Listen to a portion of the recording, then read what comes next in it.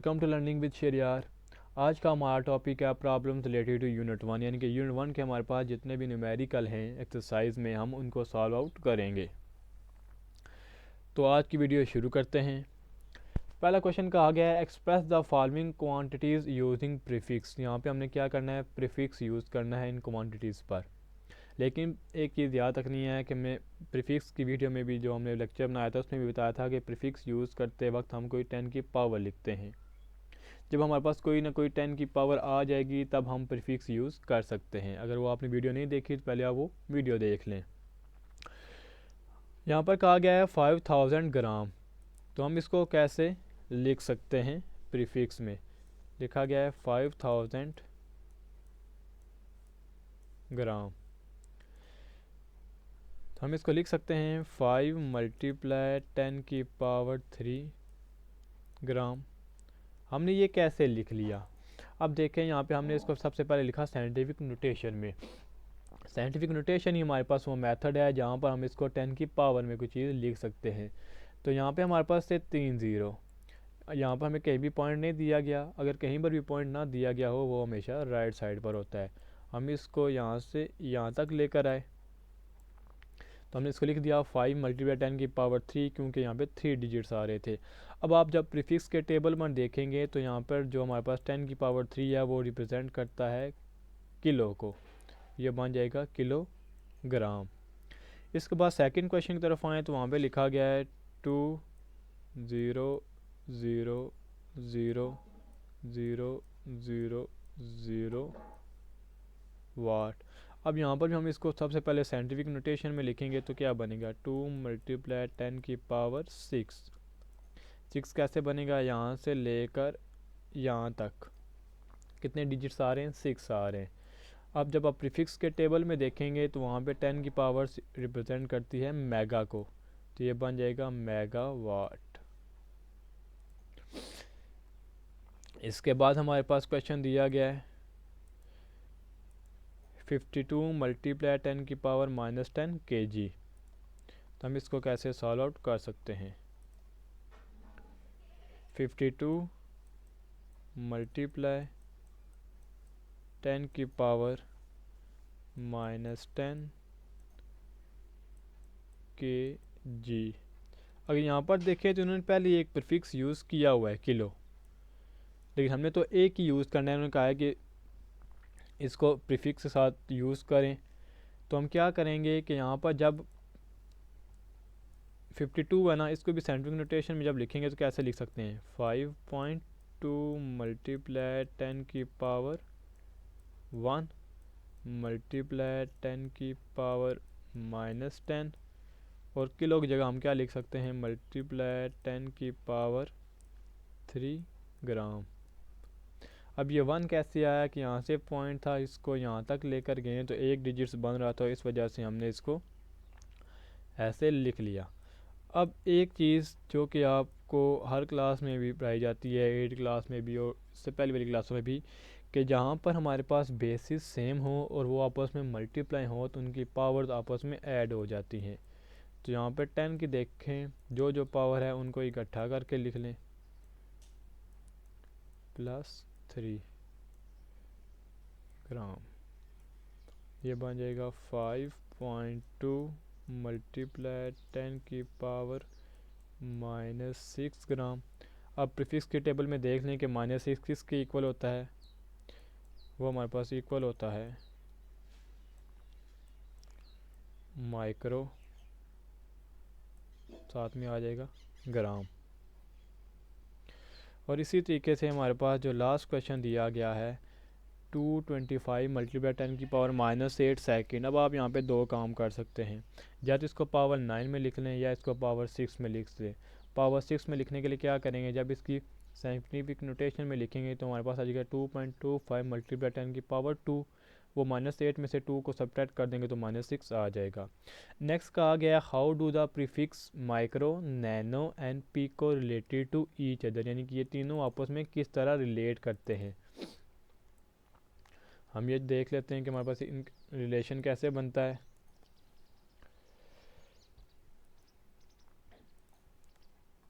सबसे पहले हम देखते हैं relation between micro and nano. उसके बाद हम देखेंगे relation between macro and pico, और लास्ट पर हम देखेंगे relation between nano and pico. सबसे पहले हमारे पास रिलेशन क्या बनता है माइक्रो एंड नैनो का। तो हमें पता है कि एक नैनो जो होता है वो हमारे पास इक्वल होता है 10⁻⁹ के। बिल्कुल ठीक हो गया।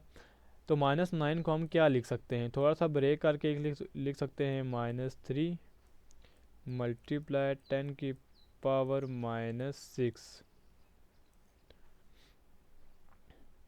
तो ये हमारे पास क्या बनेगा 10⁻⁻3 और 10⁻6 हमारे पास क्या होता है माइक्रो। इस तरह नैनो और मैक्रो में ये रिलेशन बन गया। इसके बाद अगर हम देखें कि हमारे पास क्या रिलेशन बनता है नैनो एंड पिको में, तो एक पिको फिर हमारे पास इक्वल होता है 10⁻⁻12 के। 10⁻⁻12 इसको भी ब्रेक करके लिख लें तब क्या बनेगा 10⁻³ मल्टीप्लाई 10⁻⁹। तो लिख सकते हैं 10⁻³ नैनो। इसी तरीके से जब हम रिलेशन देखेंगे माइक्रो एंड पिको का तो एक पिको हमारे पास आता है 10⁻⁻12। तो यहाँ पे हमारे पास ये बन जाएगा 10⁻⁻6 मल्टीप्लाई 10⁻⁻6। तो ये हमारे पास 10⁻⁻6 माइक्रो बन जाएगा। तो इस तरीके से हमारे पास इन सब का आपस में रिलेशन बन जाता है।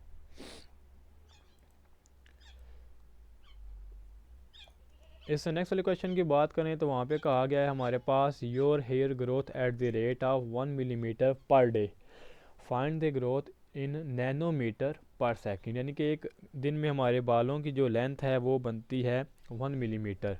उन्होंने कहा है जी आप मालूम करें इसी ग्रोथ को नैनोमीटर पर सेकंड में। पहले उन्होंने पर डे में दिया है लेकिन मालूम हमने किसने करना है पर सेकंड में।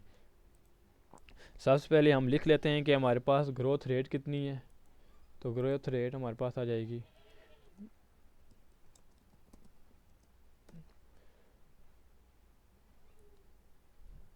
ग्रोथ रेट हमारे पास दी गई है 1 मिलीमीटर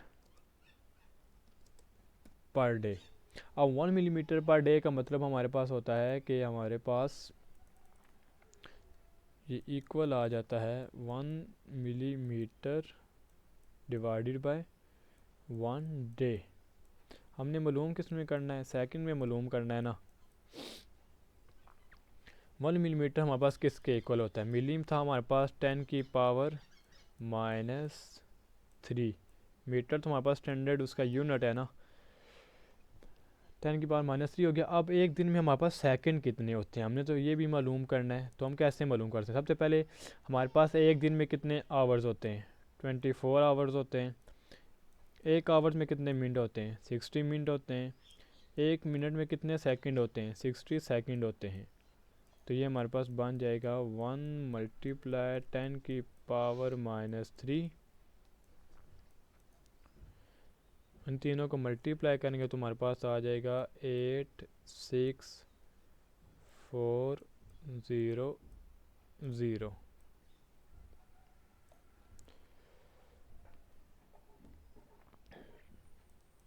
तो जब हम इसको डिवाइड करेंगे, डिवाइड करना है डायरेक्ट डिवाइड भी कर सकते हैं या इसको पहले आपने साइंटिफिक नोटेशन में लिखना है तो उस मेथड से भी कर सकते हैं, या आपकी मर्ज़ी है आप किस मेथड से इसको सॉल्व आउट करना चाहते हैं। तो यहाँ पे हमारे पास ये तो मीटर में था ना, और ये क्या बन गया, सेकंड में बन गया, यानी कि मीटर पर सेकंड तो हमारे पास आ गया।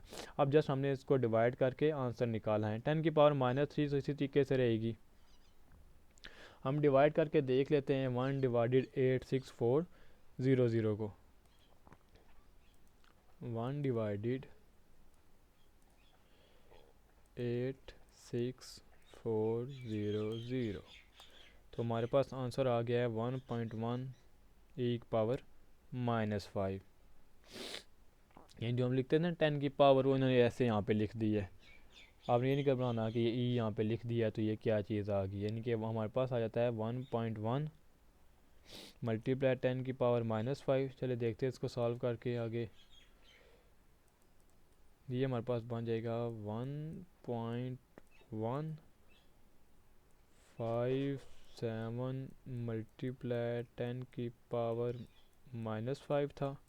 हमारे पास पहले दिया गया है 10⁻⁻3, तो ये हमारे पास मीटर पर सेकंड। जब इनकी पावर्स को हम इकट्ठा कर लेंगे तो हमारे पास क्या आएगा, 57 मल्टीप्लाई 10⁻⁸। लेकिन हमें तो चाहिए नैनोमीटर, नैनो होता है 10⁻⁹, तो हम -9 कैसे बनाएंगे। हमारे पास जो पॉइंट दिया गया है इसको राइट साइड पे एक डिजिट इधर ले आएंगे। जब इसको राइट साइड पे एक डिजिट इधर लेके आएंगे तो यहाँ पर एक नेगेटिव इंक्रीज़ हो जाएगा। तो अब हमारे पास इसका ये आंसर बन गया। हमारे बाल एक दिन में इस लिहाज से 11.57 नैनोमीटर पर सेकंड की ग्रोथ से इंक्रीज़ होते हैं।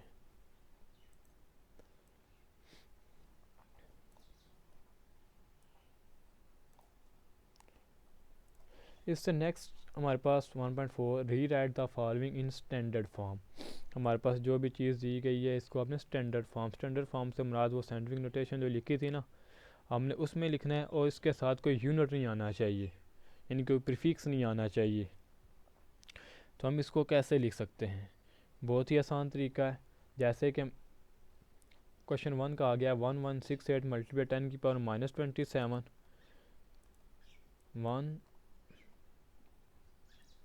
1168 मल्टीप्लाई 10⁻⁻27 का आ गया ना। सबसे पहले इसके स्टैंडर्ड फॉर्म हम कैसे लिखेंगे, 1.168 मल्टीप्लाई 10⁻³ मल्टीप्लाई 10⁻⁻27। हमने इसको साइंटिफिक नोटेशन में लिखा साइंटिफिक नोटेशन में लिखा तो यहाँ पे बेसिस सेम है ना, तो पावर्स क्या हो जाएंगी, आपस में ऐड हो जाएंगी।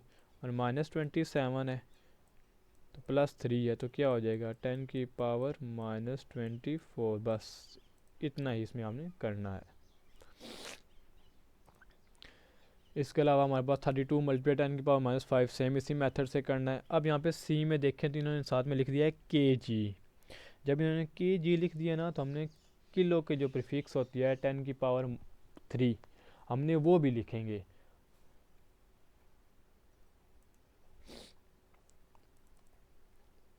Seven to 5 multiply 10⁻⁻5 kg। सबसे पहले तो साइंटिफिक नोटेशन जब इसको लिखेंगे तो हमारे पास आ जाएगा 7.25 मल्टीप्लाई 10⁻² मल्टीप्लाई 10⁻⁻5 और किलो का हमारे पास होता है 10⁻³ ग्राम। ग्राम उसी तरीके से आएगा क्योंकि ग्राम की हमारे पास कोई वैल्यू नहीं होती है जैसे एक यूनिट रिप्रेजेंट करने के लिए। बेसिस सेम है, ये सारी आपस में ऐड हो जाएंगे तो हमारे पास 7.25 ही रहेगा। क्योंकि देखें यहाँ पे +2 है, यहाँ पर +3 है, तो ये बन जाएगा मल्टीप्लाई 10⁻⁵ -5। और किसी भी कांस्टेंट की पावर 0 हो जाए तो वो हमारे पास =1 होता है, तो हमारे पास इसका आंसर आ जाएगा 7.25। इससे नेक्स्ट देखें, नेक्स्ट क्वेश्चन में वहाँ पर भी यही कहा गया है राइट इन स्टैंडर्ड फॉर्म। हमने इसको भी किस में लिखना है, स्टैंडर्ड फॉर्म में, जिस तरह हमने ये पहले वाले क्वेश्चन किए हैं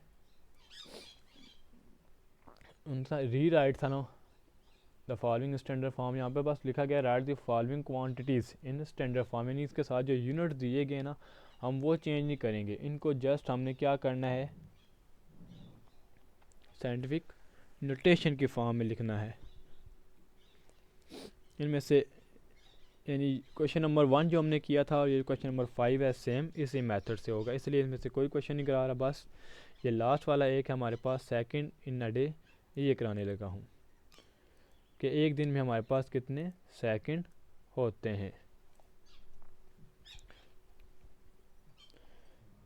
ये पहले एक क्वेश्चन में भी बता चुका हूँ कि एक दिन में कितने सेकंड मालूम करने के लिए हम क्या करते हैं 24 multiply 60 multiply 60।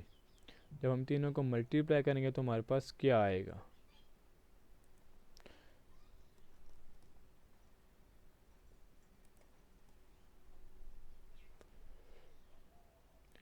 24 multiply 60 multiply 60 86400 86400 second. Scientific notation में लिखेंगे तो क्या आएगा 8.64 मल्टीप्लाई 10 की पावर 4 सेकंड। और इस तरीके से हमने इसको साइंटिफिक नोटेशन में लिख लिया। इससे नेक्स्ट वाले क्वेश्चन की तरफ आ जाएं तो यहाँ पे कहा गया है on closing the jaws of a vernier calliper zero of the vernier scale is on the right of its main scale such that 4 division of vernier scale coincide with one of the main scale division, find its zero error and zero correction। वो कह रहे हैं कि हमने जब vernier caliper के जाज को क्लोज किया है ना तो हमारे पास जो वर्नियर स्केल का ज़ीरो था ना वो मेन स्केल के राइट साइड पर आ रहा है और उसकी जो फोर्थ डिवीजन है ना वर्नियर स्केल के एक नंबर के साथ बिल्कुल मैच कर रही है।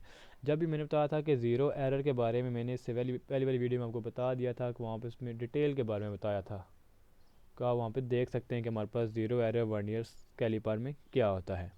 अब इनका एज राइट साइड पे आया तो ये पॉजिटिव हमारे पास ज़ीरो एरर हो गया। वो कह रहे हैं कि फोर्थ वाली डिवीज़न मैच कर रही है, तो हम इस ज़ीरो एरर कैसे मालूम करेंगे कि हम लिखें हमारे पास होगा number of division.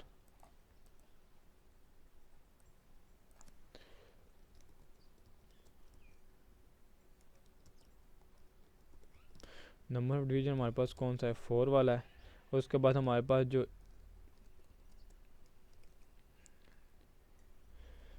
Least count होता है वो हमारे पास इसका होता है 0.01 सेंटीमीटर। ज़ीरो एरर मालूम करना है तो ज़ीरो एरर में हमारे पास जो डिवीज़न दी जाती है उसको हम मल्टीप्लाई कर देते हैं लीस्ट काउंट के साथ, तो हमारे पास उसका आंसर आ जाता है 0.04 सेंटीमीटर। अब ज़ीरो करेक्शन क्या होती है, अगर तो ये राइट साइड पर गया है ना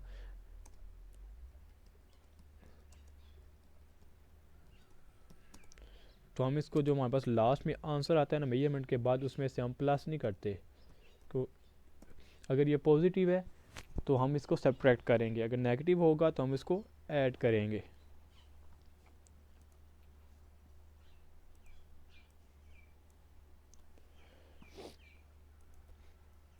इससे नेक्स्ट में देखें तो वहाँ पे कहा गया है कि एक स्क्रू गेज है उसमें जो टोटल डिवीजन है वो 50 है और जो उसकी पिच है वो 0.5 मिलीमीटर है। आपने बताना है इसका लीस्ट काउंट कितना है।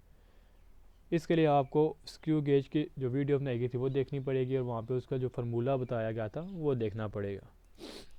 इन्होंने हमारे पास क्या गिवन दिया गया है नंबर ऑफ़ डिवीज़न दे दिए,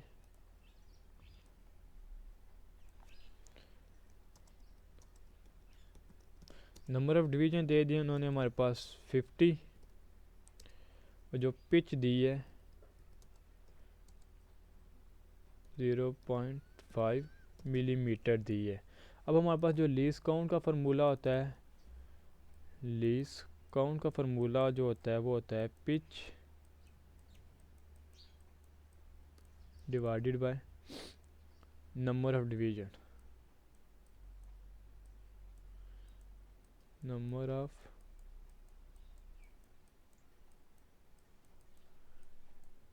डिवीजन। तो पिच हमारे पास क्या दी गई है 0.5, नंबर ऑफ डिवीजन हमारे पास क्या दिया गया 50। हम दोनों को जब डिवाइड करेंगे तो हमारे पास आंसर आ जाएगा 0.01 मिलीमीटर। जब इसी को सेंटीमीटर में चेंज करेंगे तो हमारे पास एक ज़ीरो इंक्रीज़ हो जाएगा 0.001 सेंटीमीटर।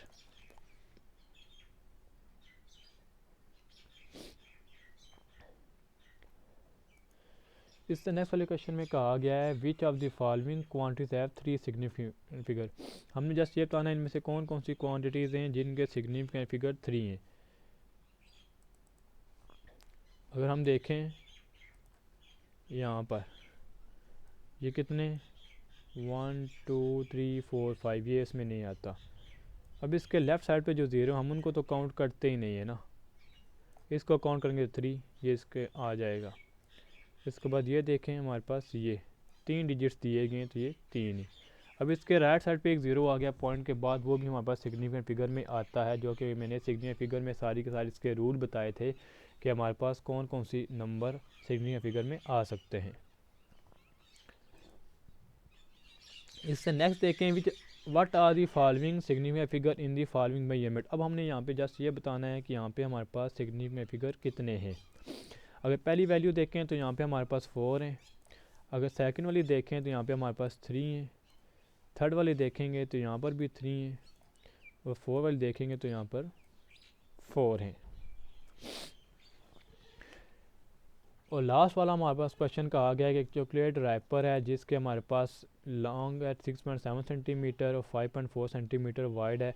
आपने बताना है कि यहाँ पर हमारे पास कितना टोटल एरिया बनता है और नंबर ऑफ सिग्निफिकेंट फिगर भी बताना है।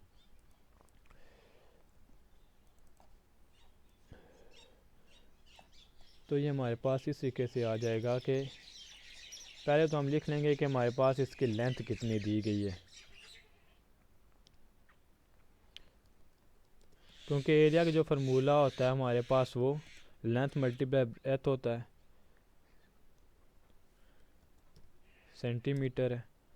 उसके बाद ये विड्थ दी गई है 5.4 सेंटीमीटर है। हम एरिया हमने मालूम करना है। तो जब हमारे पास एरिया मालूम करना है तो इसके सोल्यूशन में हम लिखेंगे कि हमारे पास एरिया इज़ इक्वल टू होता है लेंथ मल्टीप्लाई विड्थ। ब्रेथ भी पढ़ते हैं विड्थ भी पढ़ते हैं, इससे हमारे पास कोई फ़र्क नहीं पड़ता। तो हमारे पास एरिया इज़ इक्वल टू आ जाएगा 6.7 मल्टीप्लाई 5.4।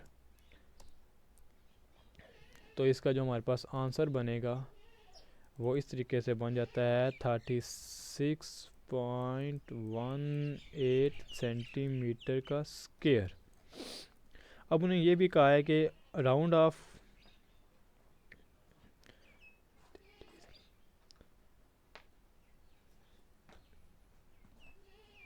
सिग्निफिकेंट फिगर पूछे थे, लेकिन उन्होंने कौन सिग्निफिकेंट पूछे थे। Calculate its area up to reasonable number हमारे पास यानी कि मेजरमेंट करते वक्त जो एग्जैक्ट आंसर आ रहा होता है।